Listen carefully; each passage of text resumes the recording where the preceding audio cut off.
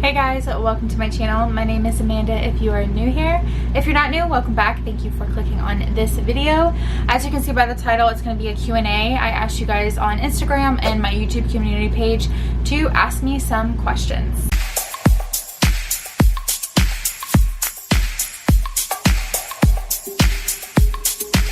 So I'm just going to go ahead and answer those. I am going to be looking at the questions on my phone. So let's just jump right into these questions. And I want to say thank you guys so much for asking the questions and participating. I wanted to kind of just stay busy right now, currently having to be at home. So I felt like this was a perfect opportunity to do an updated Q&A. So I asked you guys to ask me anything. Nothing is off limits. There's no reason to be shy here. So the first question is TMI, but I have to ask, did you suffer from constipation at the beginning of your WW journey? I personally did not. I don't have that issue. I actually have never really had. There's moments where I have constipation and it's usually just I'm not drinking enough water, but not in particular when I started WW. So no. Have you had problems with hair loss from losing weight? I have not, but I have heard that is a common thing. And the only time I've ever had any kind of hair loss was when I was vegan. For about 3 years I was vegan and I lost a lot of my hair, but not since being on WW, no. Story of you and Joey. Joey is my husband if you don't know, and I've talked about this before, but I'll mention it really quick. For those who are new, me and Joey met in middle school. We were 12 years old and we met in middle school. He asked me to walk to PE class with him, and he had a girlfriend at the time. We were just, you know, friends, and we just built a really big friendship and connection, and it just led from there. The root of our relationship is our friendship. We were best friends, and for the longest time I avoided having feelings for him or admitting I had feelings for him because I didn't want to lose him as a friend. And then we started dating on and off. You know, we were so young. We've also dated other people, and I felt like that was so important for our relationship, is to date other people and grow in those relationships and find out exactly what we want and need. And we ended up together, and he's awesome. What made you decide to start a YouTube? I have always wanted to start YouTube, mainly because I watch so much YouTube.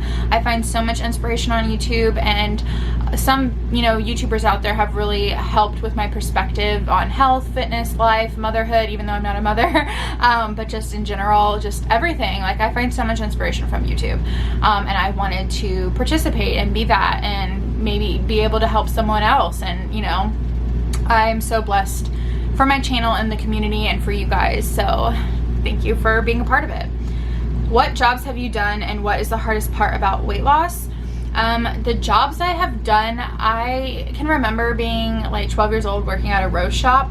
I used to strip roses, and then I was a bagger, I was a receptionist, I was a bartender, I worked tons of side jobs. You guys, I was never happy in any of those jobs, honestly. Like, really, I wasn't. I'm not really good at being told what to do. I like doing my own thing. I'm a big introvert, so I don't know, I just never enjoyed working. So I always wanted to be my own boss and work from home, and just be creative but still be able to support my family. So I'm really happy that YouTube is now my job. It's a dream come true. What is the hardest part about weight loss?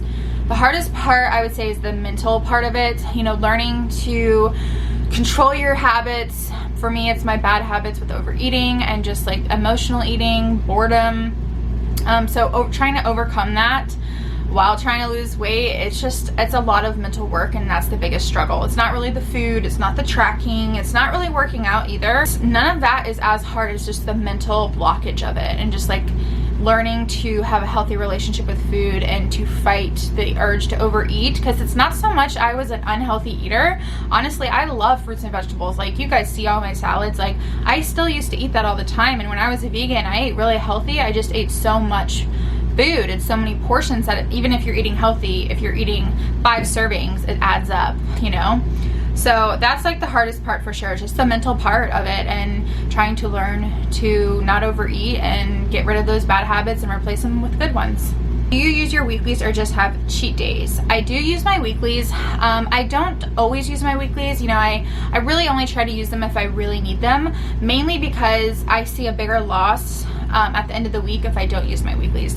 Now, I still will use my weeklies. Like if I'm on track and not going negative and I'm, you know, doing really well and on track, then I can use my weeklies and I'll still have a loss. It just won't be as big of a loss as if I don't use my weeklies. So I only really try to dip into them, one, if I'm really hungry and I just need food, or if I'm working out really heavily and I need food, or if it's like I'm going out and I plan to use my weeklies and I need more points, I use my weeklies. And I do still have like indulgent days or no track days. I think mentally that's the best way to do it, for me at least, to realize that like this is a sustainable lifestyle and I'm not restricted. It just kind of reassures that for me. Like I can still go out and have Korean barbecue or pizza, or, you know, one day out of the month or however many days I decide to do it. But yeah, don't be scared of your weeklies. WW contributes to your weeklies. When you sign up, you enter all the information. They give you, they want you to lose 1 to 2 pounds a week, and they suggest that's what you will lose, included with the weeklies. So you can use your weeklies. You might just not see a big number on the scale every week, but if it's working, it doesn't really matter, you know, because all those little numbers will add up. How do you stay within your points? I'm only allowed 23 a day. I try using 0 point foods. That's a great idea to stay within your points, because you're only getting 23. I can see that would be really difficult. I get 27. But yeah, using your 0 point foods for sure is like the #1 thing. And planning and pre-tracking, I feel like would be helpful. I don't really struggle too much with the 27 points, but there is days where I'm really hungry and I just dip into my weeklies. So I don't know if you're using your weeklies, but if you're not and you're having trouble with, you know, just staying at 23 daily, I would highly suggest dipping into those weeklies. Obviously staying super hydrated and full and really optimizing your 0 point foods. Now, what I mean by that is like, your 0 point foods, I try to do like the base of all my meals 0 point. So you can still have a few points added to that. So like a big salad bowl, I like to try to do like zucchini noodles instead of pasta with chicken. And then like a really low point dressing, Bolthouse, Good Foods, queso, plant-based cheese is so good. It's super low in points. All Bolthouse dressings are low in points. So the base of my meal is 0, and then I add like toppings here and there. So I highly suggest doing that, staying full on the base being 0 point foods, and then adding in some toppings with a little bit of points. I know it's hard. I could see that being pretty difficult, but it's doable. You just have to kind of reevaluate your food options and like your meal ideas, I feel like, and use those weeklies, girl. If you are hungry, use those weeklies. Are you worried about loose skin? I'm currently down 50 pounds and have some on my neck. Congratulations, being 50 pounds down. That's amazing. I'm not worried about loose skin, honestly. I would take loose skin over being very large and big and having, you know, areas that I don't like. I fully know I'm gonna get loose skin. I already feel like a little looseness in my belly and in between my legs. But it's just a part of it. You know, I stretch my body out so much, and then I'm gonna shrink it, there's gonna be loose skin. But I look at loose skin as almost like stretch marks after, you know, you've given birth or something. Like, you're proud of the tiger marks. In a way, like, that's how I look at loose skin. Like, I feel like I'll be proud of it in a way, because I hopefully lost a ton of weight, and that's the cause of it, you know, like loose skin comes after. So I'm not really worried about it, honestly. Now, that's not to say I'm not gonna feel insecure. I'm sure I will, but I'm not really nervous about it. Like, I know it's gonna happen. So, would you ever consider the green plan if you were to hit a plateau? Honestly, no. I love the blue plan. I don't ever consider really changing that up. If I hit a plateau, I know what to do. I know that means either I'm eating too many calories, or I need to intensify my workouts, or I'm not getting enough sleep. So yeah, if I hit a plateau, I just would change up what I'm doing. I wouldn't really change the plan, only because blue works so well for me. Someone else asked about if I would ever consider changing plans, and again, no. Are you originally from Florida? I am. I've lived in Florida my whole life. Sometimes I want to move, but truly Florida is really beautiful, and I love being close to the beach. I couldn't imagine not being close to the ocean, so I think I will always be a Floridian. What is the most favorite thing you like about yourself? Someone asked me this in Spanish, actually, and I wish I could say it. I mean, I could try, but you guys would totally laugh at me, but you guys already do. ¿Qué es lo que más te gusta de ti? I don't know, that's probably really, really off. I took Spanish. I don't know how I passed. But yeah, I had to translate that. And that's what it meant, is what is the most favorite thing I like about myself. I would have to say my compassion for others, my loyalty to my loved ones, and my creativity. I like all those things about myself, and I value those things, and I cherish those things. So yeah, good question. Where do you normally purchase your clothing and makeup? So usually just Walmart or Target for my makeup. I like cruelty-free makeup. Wet n Wild unfortunately is not cruelty-free anymore, which is devastating, and I don't understand how that's happened, because they've been cruelty-free for like ever. And that was my favorite makeup brand, but they are not cruelty-free anymore, so I stick to like e.l.f. And all drugstore. I don't do like high-end makeup, I just do drugstore. I just try to keep it very simple. I don't really use that much makeup, and I don't wear makeup every day, so it lasts me a really long time. And then for clothes, I love Target. I like ASOS is a really good brand. I love their style. They're sometimes pricey. Well, they have some really expensive things on there, but they also have really good clearance items. I love Fashion Nova jeans. Best jeans I've ever had is from Fashion Nova. American Eagle, I've been really into American Eagle. Forever 21 for like basic tees and things, but I feel like they're just like way overpriced for the quality. I do like Shein for like a quick, cheap shopping trip. Shein has some good stuff.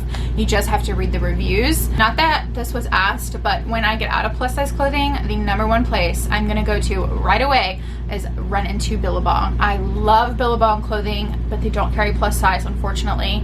But I do want to buy some clothes there. So I can't wait for that. And I will film it. And I'll probably cry. What is your favorite tattoo? What is your tattoo regret, if any? And what is your goal weight? My favorite tattoo is this little seashell right here. Me and my cousin have these matching little shells for the beach. We love the beach, and it's a place where we would always go with our families, and it's just very sentimental, and I just think it's the prettiest tattoo. And every time I see it on her little ankle and on my wrist, like, it makes me so happy. So that's my favorite one. And if I regret any, I don't really regret it, but I don't love this one.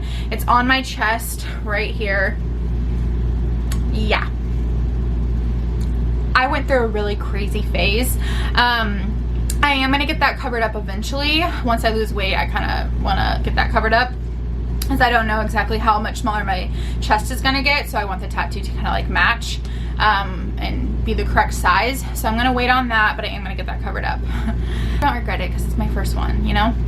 What is your goal weight? My goal weight, I don't really know, but the idea, the number that I have in my mind is like 165. I am 5'7", so we'll see what that looks like when I get there. How do you fight back temptations to eat bad? I do so good until slipping up. So temptations to eating bad, like junk food and fast food, I just remake it at home. Like, I have tried this theory out so many times where I'm like, I have to go to Chick-fil-A. I need French fries and I need chicken tenders. Like, I will not be satisfied. And I was like, you know what? Here, let's test this out. Let's test this out. Went to Target, literally bought air fried chicken tenders and fries. Came home, cooked it perfectly fine. I think it was like 13 smart points compared to like, I don't even know how many points it would be, like 21 or something for the meal that I was gonna get at Chick-fil-A. It was a lot because they use oil, they fry it. So it's just stuck in your head that you need it, but you really don't. It's the convenience, it's easy, so you like think it's gonna taste way better because it's easy and it's already made for you and you know it's good and it will satisfy you, but that doesn't mean that the other food won't. So that is my biggest tip, to just try doing that, and I promise it is helpful. There is still days where I give in and moments that I do it, but most of the time I don't, and I think that's very important. Also, if you slip up, do not beat yourself up. The more you beat yourself up, the worse it's gonna be. It's like self-sabotage. You get so down on yourself and then you're emotional. And if you're anything like me and most people who deal with binge or overeating, it's emotional eating. And then you feel bad and guilty, so you're gonna overeat to make yourself feel better and feel, you know, comfort from food. And then it's just like this vicious cycle over and over. So do not beat yourself up. You might have had a slip up, but with a slip up comes a comeback, and you can do it. You can have a comeback. So that's the biggest thing, is just don't beat yourself up, girl. Ooh. Hello. Hi. What's going on in here? I was filming. filming. Yes. Another question was, what do I do for self-care? For me, self-care looks like a lot of things. I mean, it could definitely be like painting your nails, shaving your legs, doing your hair, your makeup, getting dressed up, and feeling really good and confident. That's one way. Another is like your mental self-care. So meditating for me is a huge thing. Getting outside in nature, taking a nice walk near the water, going to the beach, playing with my dogs, seeing them happy, reading a good book. You know, even binge watching a TV show. Sometimes that's just what you need. Or watching childhood movies. I love doing that, like Mulan and like Leave It to Beaver. You like the old movies? Yeah, I love old movies. So that's definitely another way I do self-care. I love taking baths, so I'll run over to my mother-in-law's and take a nice hot bath because I can't take a bath here in the RV. That's like the one thing I miss the most. But yeah, self-care looks like a lot of different things for me, physically and mentally, and also working out, taking care of myself, going shopping and loading up on really good food, making a nice healthy lunch or dinner. I love doing that. So yeah, that's like how I kind of do self-care. So that is it that I can answer today. I hope you guys enjoyed this video.